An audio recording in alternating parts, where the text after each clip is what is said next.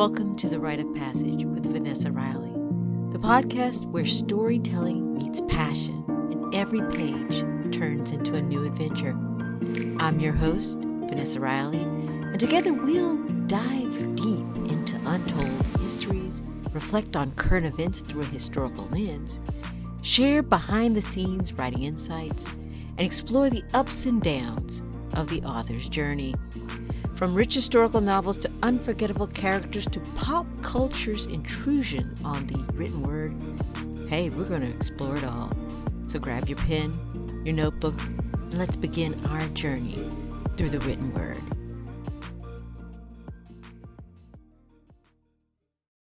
Let's start your rite of passage. Unity with the one-drop rule. The one-drop rule used to be the measure of blackness in America. From the 1600s through the Jim Crow era, this rule held that any person with even one drop of African ancestry was considered black, regardless of appearance. In 1662, Virginia law held that racial status and freedom were tied to the mother's status, partus sequitur ventrum. If your mother was enslaved, you were enslaved.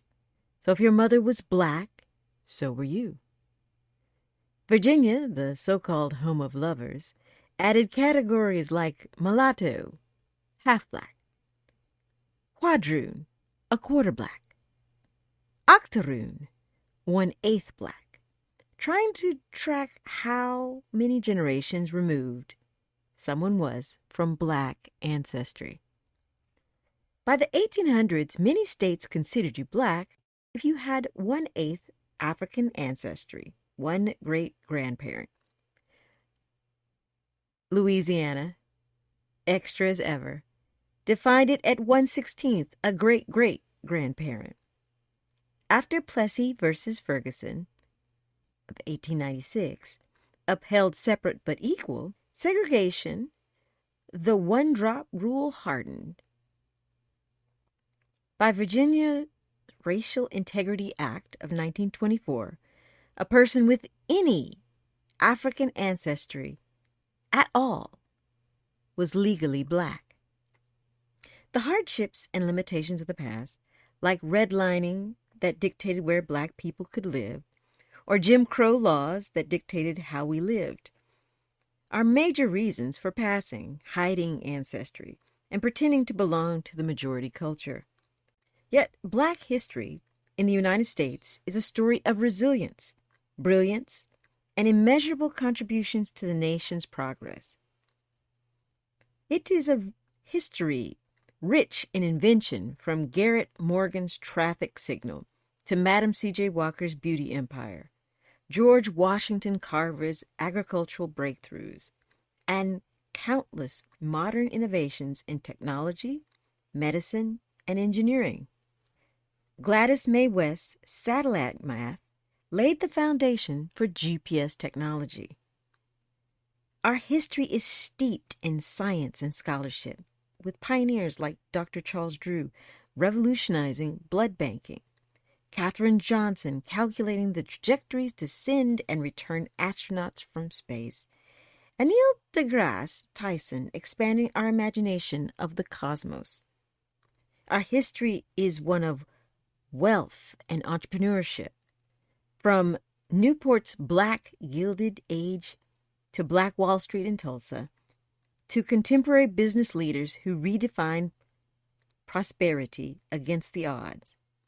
And don't get me started on how black artists have transformed music. Our fingerprints are on jazz, country, gospel, blues, and hip-hop. While we're talking about music, let's talk Tyla. Her meteoric rise with Water made her a global star, gaining awards and even a spot at the Met Gala. But because her next release didn't match the first explosion, she was quickly branded a flop.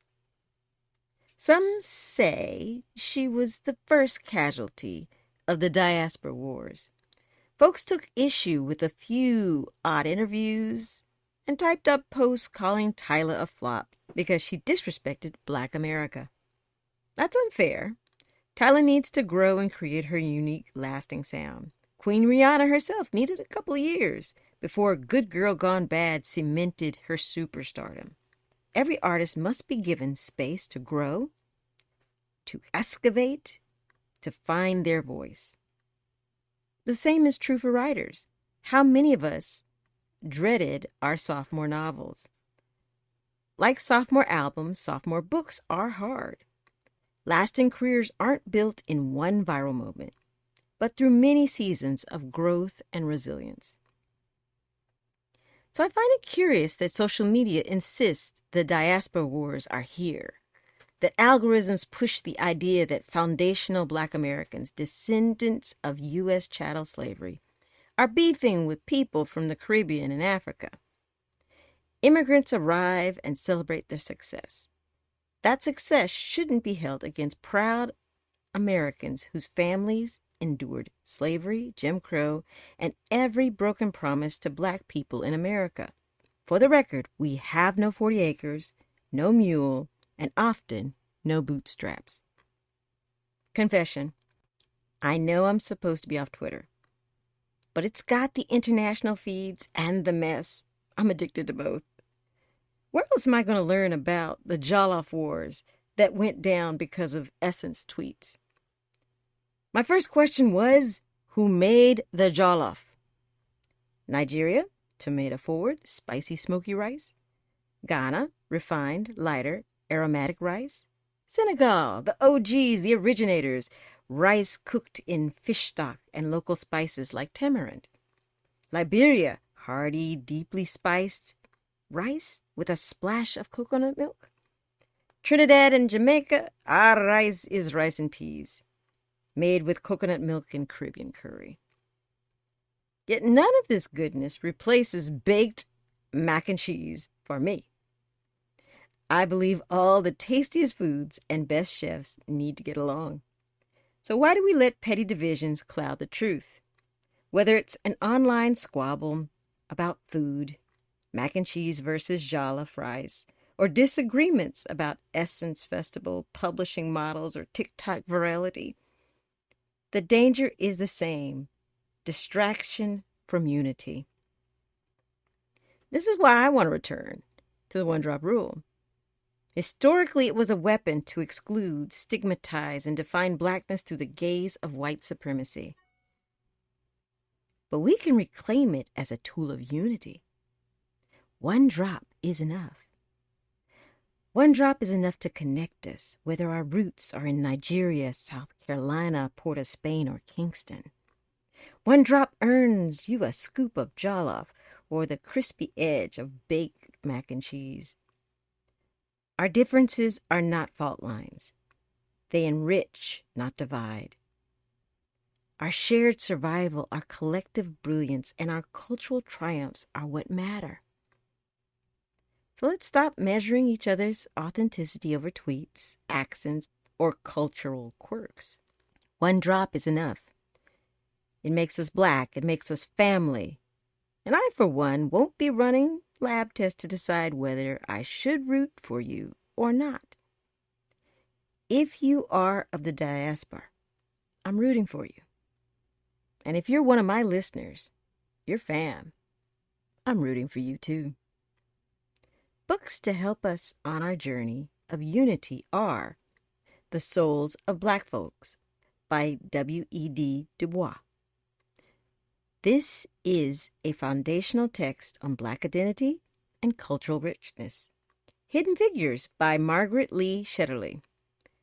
This tells the untold story of Black women mathematicians at NASA. The African Diaspora, A History Through Culture by Patrick Manning, looks at inventions, art, music, and culture as threads that tie the diaspora communities together. Jollof Rice and Other Revolutions, a novel in interlocking stories by Umulu Ijoma Ojumuni, is fiction, but deeply rooted in diaspora ties. foodways, and cultural exchange. This week, I'm highlighting the Lit Bar through their website and bookshop.org. We are 4.5 months away from Fire, Sword, and Sea.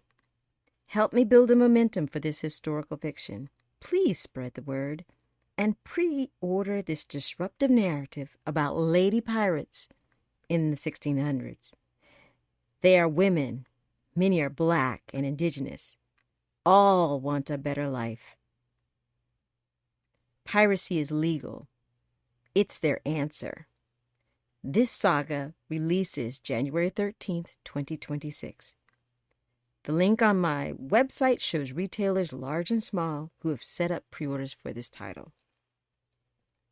Show notes include a list of books mentioned in this broadcast. You can find my notes on Substack or on my website, vanessariley.com, under the podcast link in the About tab. If you're ready to move with purpose and power, hit that like button and subscribe to Rite of Passage. Never miss a moment. We have work to do. Let me help you recharge. Thank you for listening. Hopefully you'll come again. This is Vanessa Riley.